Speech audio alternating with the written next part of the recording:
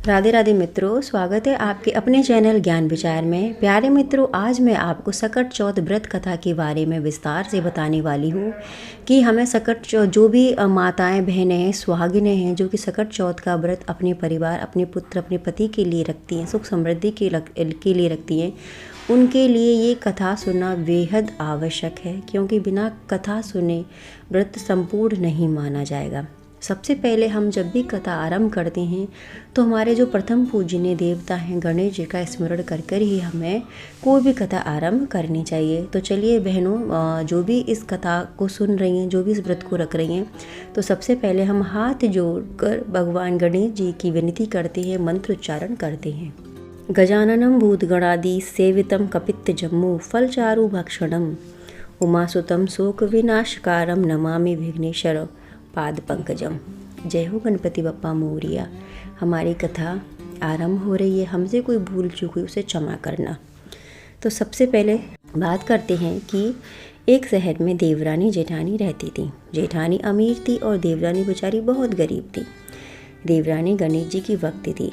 देवरानी का पति जंगल से लकड़ी काट कर लकड़ी लाता था और बेचता था। उसी से जो पैसे मिलते थे अपने परिवार का पालन पोषण करता था।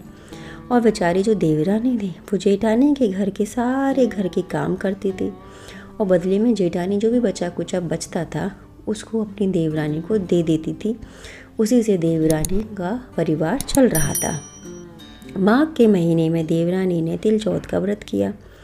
5 आने का तिल व गुड़ लाकर तिलकुट्टा बनाया। पूजा करके तिल चौथ की कथा सुनी और तिलकुट्टा छीके में रख दिया और सोचा कि चांद उगने पर पहले तिलकुट्टा और उसके बाद ही कुछ खाएगी। कथा सुनकर वह जेठानी के यहाँ चली गई। खाना बनाकर जेठानी के बच्चों से खाना खाने को कहा तो बच्चे बोले, माँ ने व्रत किया है और माँ भूखी है। जब माँ खाना खाएगी हम भी तभी खाएंगे।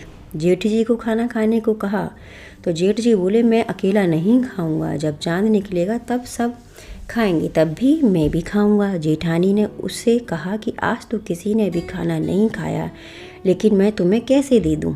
तुम ऐसा करो, सुबह सवेरे ही बचा हुआ खाना ले जाना। देवरानी के घर पर पति बच्चे सब आस लगाए बैठे हुए थे कि आज तो त्योहार है, इसलिए कुछ पकवान आदि खाने को मिलेगा। परंतु जब बच्चों को पता चला कि आज तो रोटी भी नसीब नहीं हुई तो बच्चे रोने लगे। उसके पति को भी बहुत गुस्सा आया। कहने लगा, सारा दिन काम करके भी 2 रोटी नहीं ला सकती थी तो काम क्यों करती हो? पति ने गुस्से में आकर पत्नी को कपड़े धोबने से मारा। धोबना हाथ से छूट गया तो पाटे से मारा। वह बेचारी गणेश जी को याद करते हुए रोते रोते सो गई। उस दिन गणेश जी देवरानी के सपने में आए और कहने लगे, धोबने मारी, पाटे मारी, सो रही है या जाग रही है? वह बेचारी बोली, कुछ तो सो रही हूँ, कुछ जाग रही हूँ। गणेश जी बोले, भूख लगी, कुछ खाने को दे दे। देवरानी बोली, क्या दूँ? मेरे घर में तो अन्न का एक दाना भी नहीं है। जेठानी बचा हुआ खाना देती थी, आज वह भी नहीं मिला। पूजा का बचा हुआ तिलकुट्टा छीके में पड़ा है, वही खा लो। तिलकुट्टा खाने के बाद गणेश जी बोले, धूमने मारी, पाटे मारी, निपटाई लगी है, कहाँ निपटे? वह बोली, यह पड़ा घर, जहाँ इच्छा हो वहाँ निमट लो। फिर गणेश जी बच्चे की तरह बोले, अब कहाँ पहुँचूँ, नींद में मग्न। अब देवरानी को बहुत गुस्सा आया कि कब से तंग किए जा रहे हो।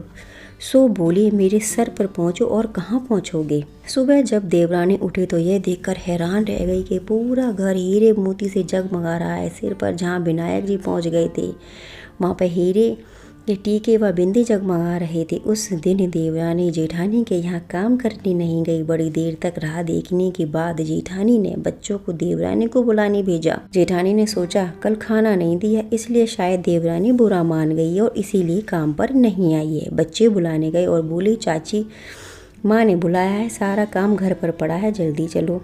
देवरानी ने उत्तर दिया, अब उसकी मुझे आवश्यकता नहीं है, मेरे घर में सब संपूर्ण चीज़ें हैं। गणेश जी के आशीर्वाद से अब मुझे किसी भी चीज़ की आवश्यकता नहीं है और ना ही तुम्हारी माँ के यहाँ पर मुझे काम करने की आवश्यकता है। बच्चों ने घर जाकर माँ को बताया कि चाची का तो पूरा घर हीरे मोतियों से भरा पड़ा है। जेठानी दौड़ती हुई देवरानी के पास आई और पूछा कि ये सब कैसे प्राप्त हुआ तुझे? देवरानी ने उसके साथ जो हुआ वो सब कह दिया। घर लौटकर जेठानी ने अपने पति से कहा कि आप मुझे धोबने और पाटे से मारो। उसका पति बोला, अरे पागल हो गई है क्या? कभी मैंने तुमको नहीं मारा, आज तुम मुझे धोबनी और पाटे से मारने के लिए कह रही हो, मैं कैसे करूं? लेकिन वो जिद करने लगी और जिद के आगे फिर उसके पति को उसको मारना पड़ा। उसने ढेर सारा घी डालकर चूरमा बनाया और छींके में रखकर सो गई। रात को चौथ विनायक जी सपने में आए और कहने लगे, भूख लगी है, क्या खाऊं?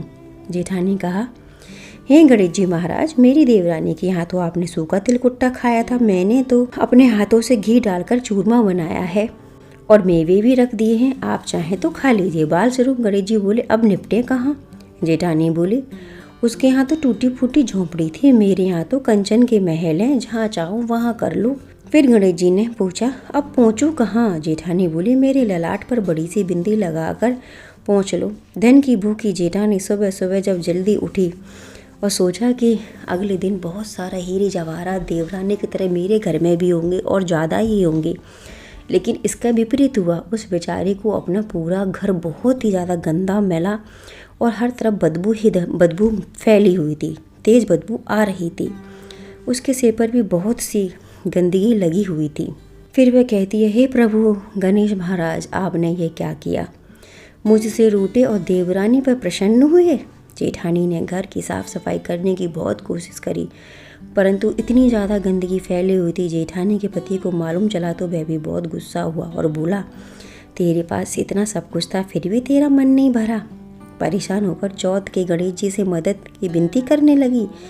गणेश जी ने कहा, देवरानी से जलन के कारण तूने जो किया था यह उसी का फल है, अब तू अपने धन में से आधा उसे दे, तभी यह साफ होगा। उसने आधा धन बांट दिया, किंतु मोरों की एक हांडी चूल्हे के नीचे गाड़ रखी थी। उसने सोचा कि इसके बारे में किसी को पता नहीं चलेगा और वो उसने नहीं बांटा। उसने कहा, हे श्री गणेश जी, अब तो यह जो बिखराव समेटो।